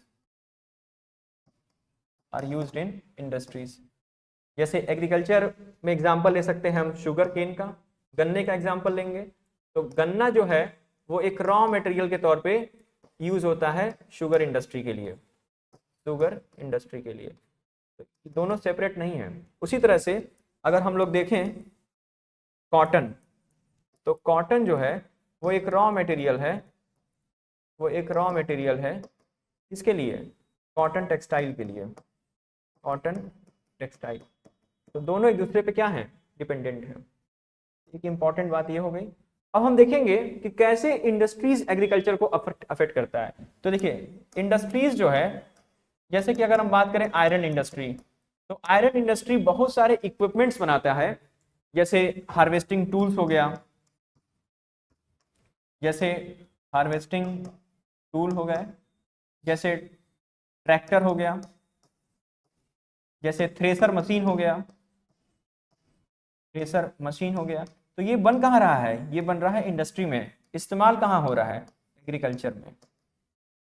तमाम तरह के ऐसे इक्विपमेंट्स हैं जो इंडस्ट्रीज प्रोवाइड करता है और जिसका इस्तेमाल एग्रीकल्चर में होता है ताकि हमारा एग्रीकल्चर प्रोडक्शन बढ़ सके। इसके साथ साथ chemical fertiliser industry, chemical fertiliser industry, fertiliser industry भी क्या करता है, बहुत सारे फर्टिलाइजर प्रोड्यूस करता है, जैसे यूरिया हो गया, जैसे पोटाश हो गया। तो इस तरह के फर्टिलाइजर कहाँ बन रहे हैं, इंडस्ट्री में बन रहे हैं, इस्तेमाल कहाँ हो रहा है, एग्रीकल्चर में। इस वजह से हम कह सकते हैं कि agriculture and industry runs hand in hand, they are inseparable, उनको अलग अलग नहीं किया जा सकता है। ये भी क्वेश्चन 3 मार्क में पूछा गया है। तो आपका अप्रोच ये होना चाहिए आंसर राइट करने का। अब हम लोग ये देखेंगे कि इंपॉर्टेंस ऑफ इंडस्ट्रीज, 2 इंपॉर्टेंस है जो कि हमारे पेपर में पूछा गया है। इंपॉर्टेंस ऑफ इंडस्ट्रीज, ये बात सभी लोग कहते हैं कि इंडस्ट्रीज से पॉल्यूशन होता है, प्रॉब्लम्स आती हैं इन्वायरमेंटल, लेकिन उसका इंपॉर्टेंस भी है। पहला इंपॉर्टेंस क्या है कि ये रीजनल डिस्पैरिटी को कम कर सकती हैं, regional disparity, very important word, disparity minimised. क्या है इसको समझते हैं। हम देखते हैं कि कुछ ऐसे क्षेत्र हैं जहां पे इंडस्ट्रीज ज़्यादा हैं और इंडस्ट्रीज ज़्यादा होने की वजह से प्रोडक्शन ज़्यादा है, और प्रोडक्शन ज़्यादा होने की वजह से वहां पे प्रोडक्टिविटी ज़्यादा है। प्रोडक्टिविटी के ज़्यादा होने का मतलब यह है कि लोगों की आय ज़्यादा होगी वहां पर। तो आय ज़्यादा होगी तो जाहिर सी बात है कि वो क्षेत्र क्या हो जाएंगे, प्रॉस्परस हो जाएंगे, समृद्ध हो जाएंगे। लेकिन कुछ ऐसे भी क्षेत्र हैं जो पिछड़े हुए हैं, जहाँ पे कोई डेवलपमेंट नहीं है, लोगों की आय कम है, और जिसकी वजह से वहाँ पे प्रॉस्पेरिटी बहुत ही नल है। तो अगर हम ऐसे रीजन्स में इंडस्ट्रीज को सेटल करें तो वहाँ की गरीबी को दूर किया जा सकता है, लोगों की आय को बढ़ाया जा सकता है, और इस तरह से जो क्षेत्रीय विषमता है, डिस्पैरिटी का मतलब होता है विषमता, विषमता को हम लोग दूर कर सकते हैं, विषमता को दूर कर सकते हैं। Regional disparity can be minimised. और इसका दूसरा जो सबसे बड़ा इंपॉर्टेंट रीजन है कि क्या इंपॉर्टेंस है इंडस्ट्रीज का, तो इंडस्ट्रीज का जो दूसरा सबसे इंपॉर्टेंट रीजन है कि ये जो ओवरबर्डन है, overburden on agriculture, overburden on agriculture is reduced, agriculture पे जो ओवरबर्डन है लोगों का वो क्या हो जाएगा, रिड्यूस्ड हो जाएगा। तो ये 2 इंपॉर्टेंट बातें हैं इंडस्ट्री से जुड़ी हुई, इसको अपने आंसर में इस्तेमाल करिएगा, आपके नंबर बढ़ेंगे। अब हम लोग कुछ और कॉन्सेप्ट भी देखते हैं। जैसे इकोनॉमिक्स की अगर बात करें, इकोनॉमिक्स की बात करें तो वर्ल्ड बैंक पे चर्चा करेंगे कि वर्ल्ड बैंक का क्राइटेरिया क्या है किसी कंट्री को क्लासिफाई करने का। तो वर्ल्ड बैंक जो है वो किसी भी कंट्री को 3 पार्ट में डिवाइड करती है। एक हो सकता है डेवलप्ड कंट्री, दूसरा हो सकता है डेवलपिंग कंट्री, और तीसरा हो सकता है अंडर डेवलप्ड।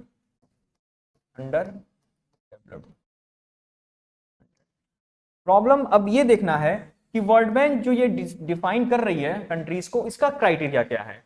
तो इसका क्राइटेरिया जो है वो है पर कैपिटा इनकम या एवरेज इनकम, एवरेज इनकम। अब जरा इसको देख लेते हैं, क्या ये क्या चीज है। तो पर कैपिटा इनकम जो है पीसीआई, ये होता है नेशनल इनकम। नेशनल इनकम राष्ट्र की आय को अगर टोटल पॉपुलेशन से डिवाइड कर दिया जाए, टोटल पॉपुलेशन से डिवाइड कर दिया जाए, तो जो चीज मिल के आएगी वही होगी पर कैपिटा इनकम। अब प्रॉब्लम कहां पे आती है कि क्या ये क्राइटेरिया क्या सही है, तो इसका आंसर होगा नो। क्या कंट्रीज को कैटेगराइज करने का ये क्राइटेरिया क्या सही मान लिया जाए, तो इसका आंसर होगा नो, ये सही नहीं होगा। वाई? बिकॉज हाई पीसीआई, अगर पीसीआई बहुत ज्यादा है तो क्या हम लोगों की करंट इकोनॉमिक स्ट्रेटा को, करंट इकोनॉमिक कंडीशन को क्या हम ऑब्जर्व कर सकते हैं? नहीं, इसका आंसर होगा नहीं, क्योंकि high PCI does not guarantee development. लोगों मतलब पर कैपिटा इनकम अगर ज्यादा है तो क्या डेवलपमेंट होगा, इसकी कोई गारंटी नहीं है। फॉर एग्जांपल के तौर पे अगर हम देखें गल्फ कंट्रीज को, खाड़ी के देशों को देखें, तो खाड़ी के देशों में पर कैपिटा इनकम क्या है, बहुत ही ज्यादा है, लेकिन वहां पे जो विकास के मानक हैं वो पूरे नहीं हो पाए हैं। डेवलपमेंट अभी पूरा अधूरा ही है, पूरा नहीं हो पाया है। क्यों? क्योंकि वहां पे जो आधारभूत चीजें हैं, जो बेसिक इंफ्रास्ट्रक्चर है, लैक ऑफ बेसिक इंफ्रास्ट्रक्चर है, लैक ऑफ बेसिक इंफ्रास्ट्रक्चर। किस जगह की बात है ये? गल्फ कंट्रीज की बात है। गल्फ कंट्रीज में हाई पीसीआई तो है लेकिन डेवलपमेंट अभी अधूरा है वहां पर, बड़ा इंपॉर्टेंट है। तो फिर हम किसका इस्तेमाल करते हैं? तो वो है UNDP, United Nation Development Programme, और ये ज्यादा एक्सटेंसिव क्राइटेरिया इस्तेमाल करता है, एक्सटेंसिव या इंक्लूसिव क्राइटेरिया, समावेशी मानक जिसको कह सकते हैं, इंक्लूसिव क्राइटेरिया का इस्तेमाल करता है, जिसमें ये पब्लिश करता है ह्यूमन डेवलपमेंट इंडेक्स, मानव विकास सूचकांक को ये पब्लिश करता है ह्यूमन डेवलपमेंट इंडेक्स, यूएनडीपी के द्वारा ये आता है, जिसमें 3 बातों को शामिल किया जाता है। जरा देखते हैं वो 3 बातें क्या हैं। तो पहली बात इसमें जो है वो है हेल्थ, कि आपकी लाइफ एक्सपेक्टेंसी कितनी है, लाइफ एक्सपेक्टेंसी कितनी है, जीवन जीने की जो एक्सपेक्टेशन है वो कितनी एज तक है, उसको बोलते हैं हेल्थ में ये काउंट हो जाता है। दूसरा, लिटरेसी लेवल, साक्षरता, लिटरेसी लेवल, इसको दूसरे शब्दों में कह सकते हैं mean year of schooling, mean जीवन के कितने साल आप स्कूल गए हैं, मीन ईयर ऑफ स्कूलिंग। और तीसरा जो है योर इनकम, आपकी आय। इन तीनों को क्राइटेरिया बनाते हुए यूएनडीपी जो है वो एक एक्सटेंसिव और इंक्लूसिव रिपोर्ट प्रस्तुत करता है, जिसको बोलते हैं ह्यूमन डेवलपमेंट इंडेक्स, HDI। ये पेपर में कभी कभी 3 मार्क का आया हुआ है और कभी कभी ये 1 मार्क का आया हुआ है आपके एग्जाम में। कौन पब्लिश करता है, क्या क्या क्राइटेरिया होते हैं, और क्यों पीसीआई का क्राइटेरिया ठीक नहीं है कंट्रीज के कैटेगराइजेशन में। यहां से 3 और 1 नंबर के सवाल पेपर में पूछे जाएंगे। अब हम एक पकड़ बनाएंगे जीडीपी के ऊपर कि भाई जीडीपी क्या चीज है। तो जीडीपी जो होती है उसको बोलते हैं gross domestic product, gross domestic product क्या है ये? तो किसी फिक्स्ड टाइम पीरियड में,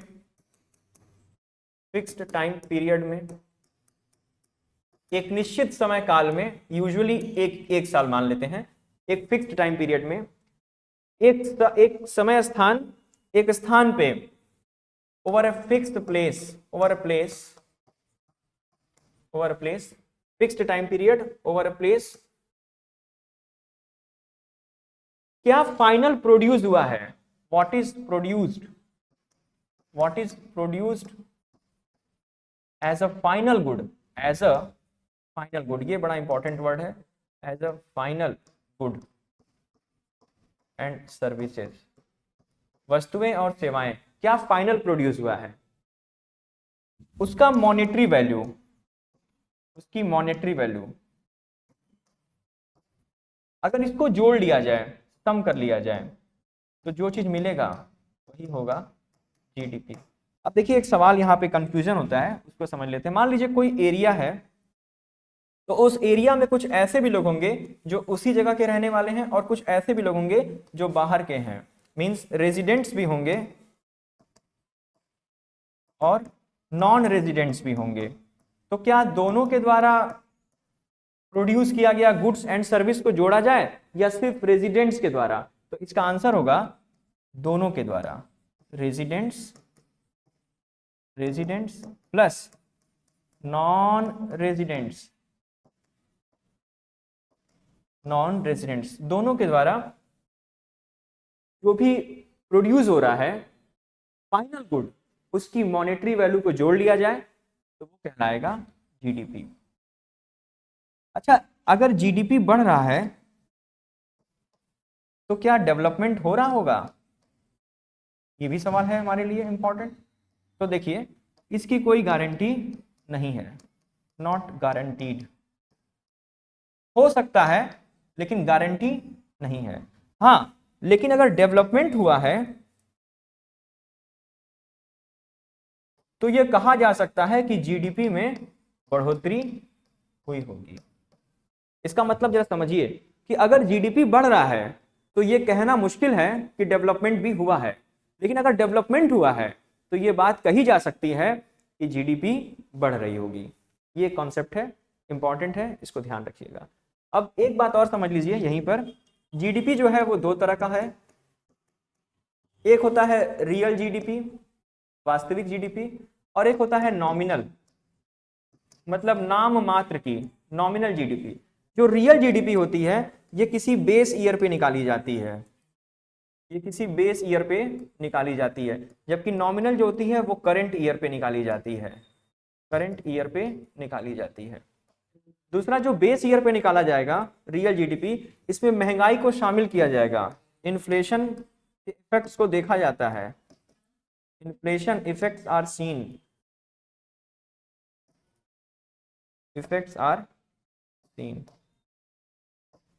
ये सारी बातें थी जीडीपी से रिलेटेड। अब हम लोग थोड़ा सा और आगे बढ़ते हैं।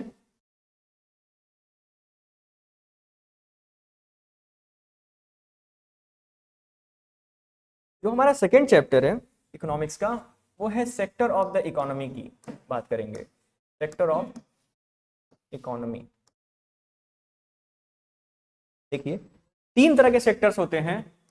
एक है प्राइमरी सेक्टर जो कि क्लास में डिस्कस हो चुका है, दूसरा है सेकेंडरी सेक्टर, और तीसरा है टर्शियरी सेक्टर, टर्शियरी सेक्टर। देखिए प्राइमरी सेक्टर का मतलब ये है कि इसमें एग्रीकल्चर एंड एलाइड सेक्टर है, इसमें एग्रीकल्चर से जुड़ा हुआ सेक्टर है। सेकेंडरी सेक्टर जो है ये इंडस्ट्री से जुड़ा हुआ है, ये इंडस्ट्री से जुड़ा हुआ है और इसमें मैन्युफैक्चरिंग हो रही है, मैन्युफैक्चरिंग हो रही है। Tertiary sector is basically a service sector, service sector. ये डिस्कशन हो गया। अब जरा हम इसमें देख लेते हैं कि इसमें इन्वॉल्वमेंट कितना है। जीडीपी में शेयर की अगर बात करें तो एक अलग चीज देखने को मिलेगी, शेयर ऑफ जीडीपी लिख दे रहा हूं मैं, share of sectors, sectors in GDP. तो इसमें सबसे ज्यादा जो शेयर है वो है टर्शियरी सेक्टर का, लगभग 60% टर्शियरी सेक्टर है। उसके बाद है सेकेंडरी सेक्टर, सेकेंडरी सेक्टर लगभग 28% है, और प्राइमरी सेक्टर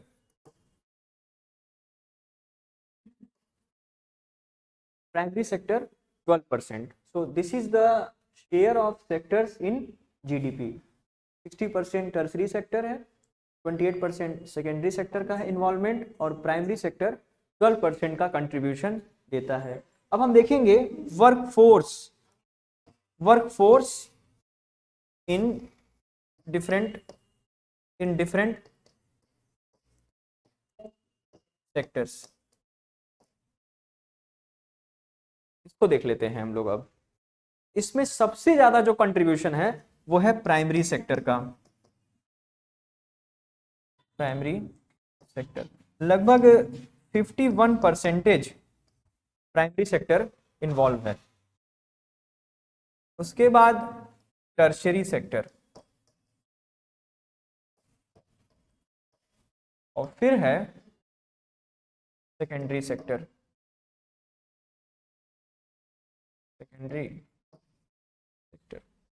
तो एक ये एनालिसिस है कि हमारी जीडीपी में जो सेक्टर्स का कंट्रीब्यूशन है उसमें सबसे ज्यादा है tertiary, then secondary and then primary, और ज्यादातर लोग किस सेक्टर में इन्वॉल्व हैं तो वो है primary sector, then tertiary sector and then secondary sector. और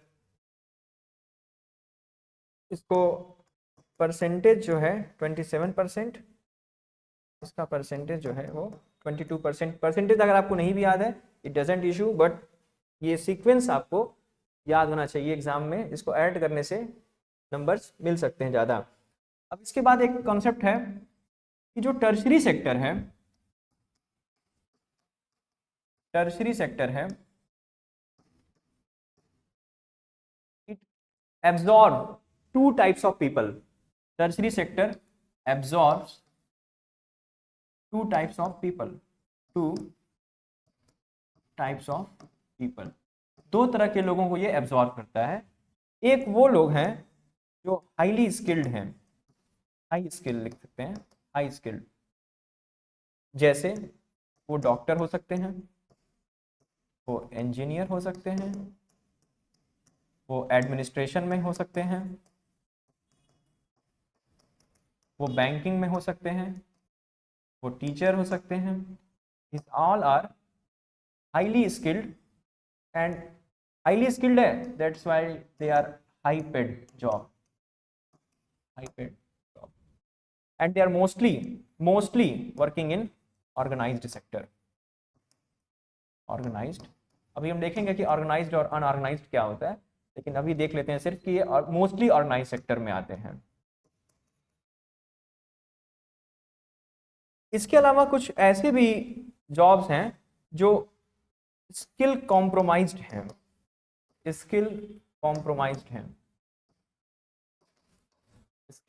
कॉम्प्रोमाइज्ड हैं। They are providing the services but they are not having adequate skill, and that's why their income is ill paid. They are ill paid, उनकी जो payment है, जो wages हैं वो बहुत ही मिनिमम है। They are ill paid and they are mostly working in unorganised.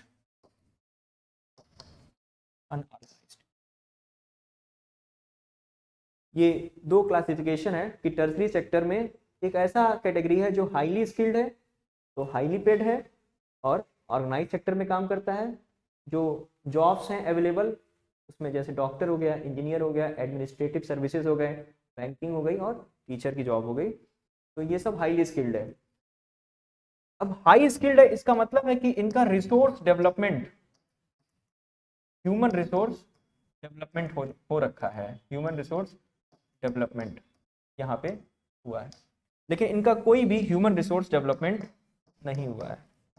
HRD is minimum, ये भी कॉन्सेप्ट है, तो हम इस्तेमाल कर सकते हैं अपने आंसर राइटिंग में। पेपर में कैसे सवाल पूछा गया है, तो पेपर में ऐसे पूछा गया है कि tertiary sector absorbs two types of people, do you agree, if yes then how. एक सवाल ऐसे पूछ सकता है। दूसरा सवाल ये पूछ सकता है कि टर्शरी सेक्टर में यूनिफॉर्म सिस्टम नहीं है, टर्शरी सेक्टर में यूनिफॉर्म जॉब अपॉर्चुनिटी नहीं है। एक ऐसा है सेक्शन जिसके पास अच्छी जॉब अपॉर्चुनिटी दिख रही है और एक ऐसा सेक्शन है जिसके पास जॉब अपॉर्चुनिटी कॉम्प्रोमाइज्ड है, जिसके पास जॉब अपॉर्चुनिटी लिमिटेड है, वो इल पेड है, अनऑर्गेनाइज सेक्टर में काम कर रहा है। उसका सबसे बड़ा इंपॉर्टेंट रीजन ये है कि वो ह्यूमन रिसोर्स डेवलपमेंट उसका नहीं हो पाया है। चलिए अब अगला बात देखेंगे, organised and unorganised sector. Organised and unorganised sectors, ये भी सेक्टर्स का क्लासिफिकेशन है, इसको देख लेते हैं। जो ऑर्गेनाइज सेक्टर हैं ये क्या होते हैं, तो यहाँ पे जॉब जो है सिक्योर्ड है, जॉब इज सिक्योर्ड। दूसरा, यहाँ पे पेड लीव मिलते हैं, पेड लीव। जो वर्किंग कंडीशन है वो बहुत ही अच्छी है, गुड वर्किंग कंडीशन। काम करने की जो दशाएं हैं वो मानवीय हैं, अच्छी दशाएं हैं, good working condition.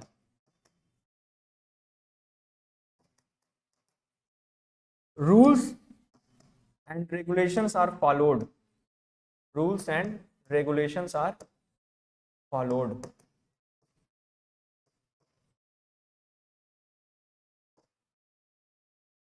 Job is secured, paid leaves हैं, गुड वर्किंग कंडीशन है और rules and regulations are followed.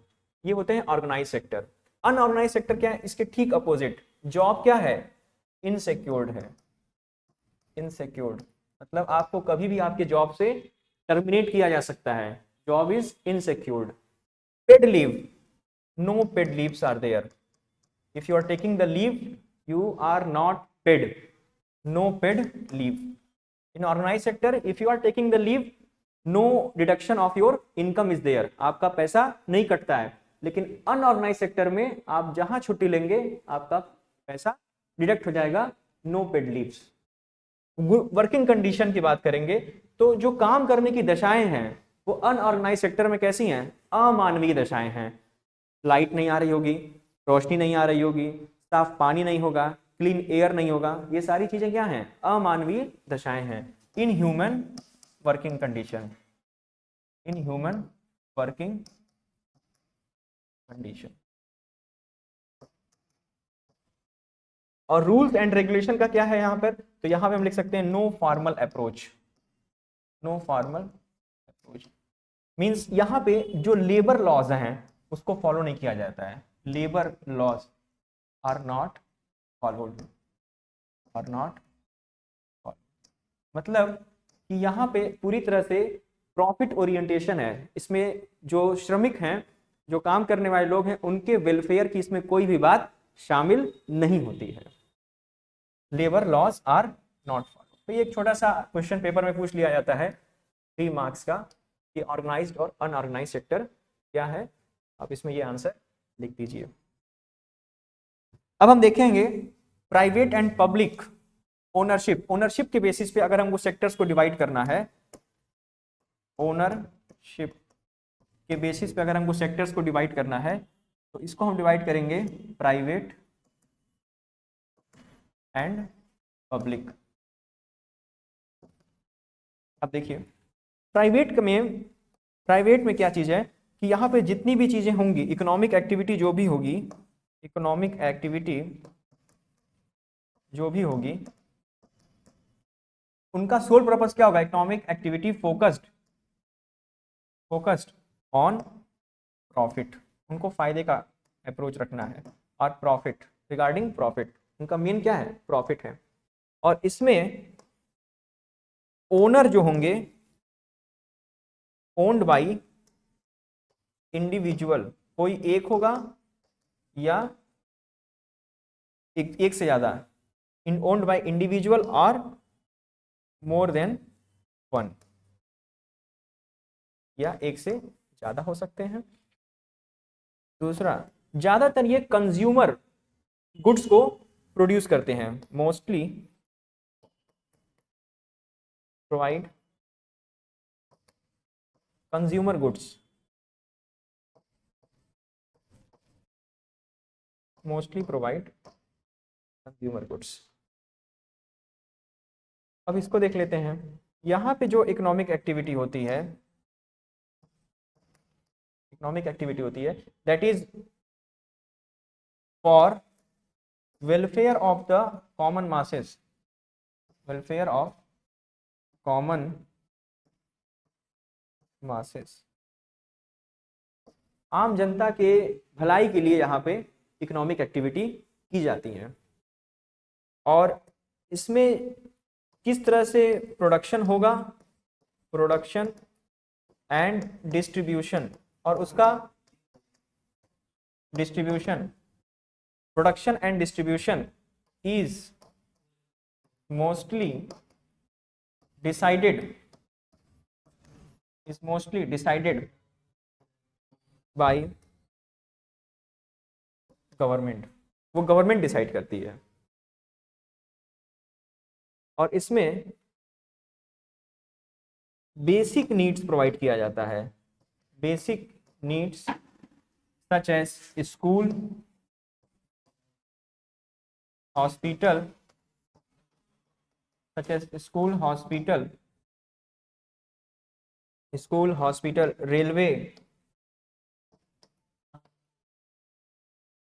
public distribution system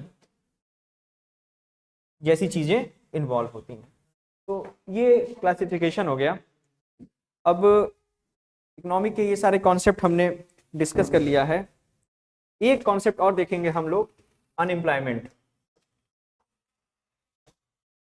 unemployment and it's type. Unemployment basic definition तो आप जान ही रहे हैं कि जब कोई काम करना चाहे लेकिन उसको काम ना मिल सके, उसकी इच्छा है काम करने की but he is not getting the job opportunity, then it is categorised as unemployment. अब देखिए अनएम्प्लॉयमेंट जो है वो दो तरह की है, एक है रूरल एरियाज की अनएम्प्लॉयमेंट और एक दूसरा है अर्बन एरियाज की अनएम्प्लॉयमेंट। तो देखिए रूरल एरियाज में जो अनएम्प्लॉयमेंट है वो है डिसगाइज्ड अनएम्प्लॉयमेंट, डिसगाइज्ड अनएम्प्लॉयमेंट, और दूसरा है सीजनल अनएम्प्लॉयमेंट। अर्बन एरिया में जो अनएम्प्लॉयमेंट देखने को मिलती है वो है स्ट्रक्चरल, ये पेपर में पूछा गया है, स्ट्रक्चरल अनएम्प्लॉयमेंट, और दूसरा है structural unemployment and second is cyclic unemployment. What is disguised? In disguised unemployment, the marginal productivity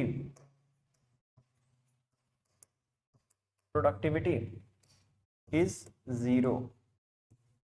सीमांत उत्पादकता जो होती है वो जीरो होती है किसी भी श्रमिक की, तो इसलिए उसको बोलते हैं डिसगाइज्ड अनएम्प्लॉयमेंट, यानी कि छुपी हुई बेरोजगारी। एक कोई फार्म एरिया है जहाँ पे 5 लोग काम कर रहे हैं और कोई प्रोडक्शन एक्टिविटी कर रहे हैं, मान लीजिए हमने 5 में से एक को बाहर कर दिया और 4 लोग अब प्रोड्यूस कर रहे हैं कोई एक्टिविटी, तो उस एक्टिविटी का जो आउटकम है वो पहले वाली एक्टिविटी के ही बराबर है।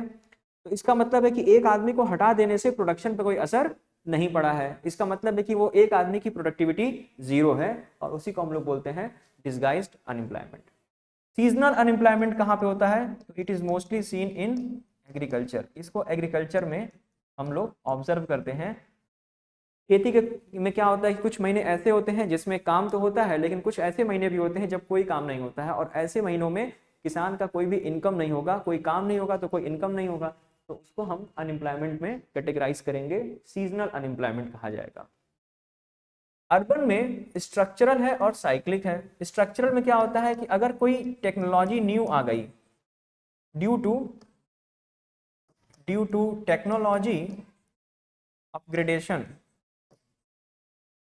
upgradation many people have to switch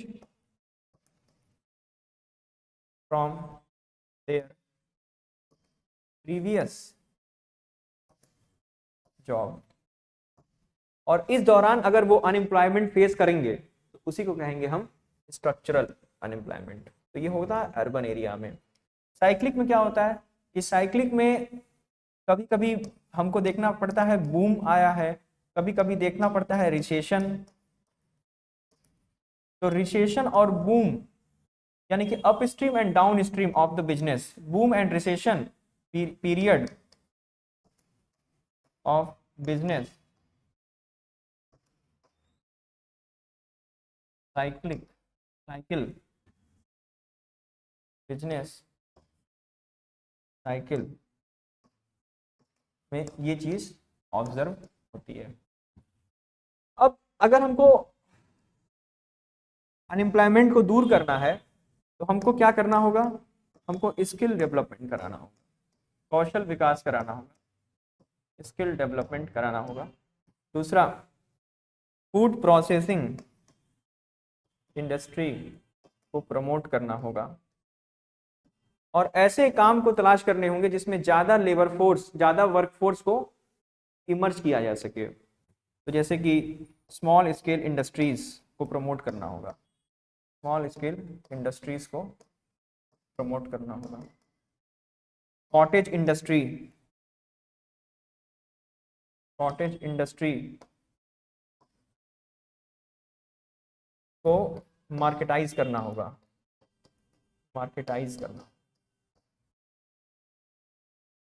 computer literacy बढ़ाना होगा, यानी कि डिजिटल नॉलेज इनहेंस करना होगा। ये सारी चीजें हमें करना होगा। तो इस तरह से हम एक कॉम्प्रिहेंसिव अप्रोच देखें अपने पूरे सेशन में कि किस तरह से हम अपने आंसर्स को अपलिफ्ट करेंगे। तो आई होप कि आपको ये सेशन अच्छा लगा होगा। आप वीडियो को देखिए और कोई डाउट है तो उसको पूछिए। और ज्योग्राफी और इकोनॉमिक्स में कुछ ऐसे कॉन्सेप्ट्स हैं जो 2-3 जगह इस्तेमाल होते हैं एक साथ, उन कॉन्सेप्ट्स को एक साथ इस्तेमाल करने की हैबिट डालिए ताकि आपके आंसर अच्छे हो सकें, उनकी क्वालिटी इन्हेंस हो सके। Thank you so much.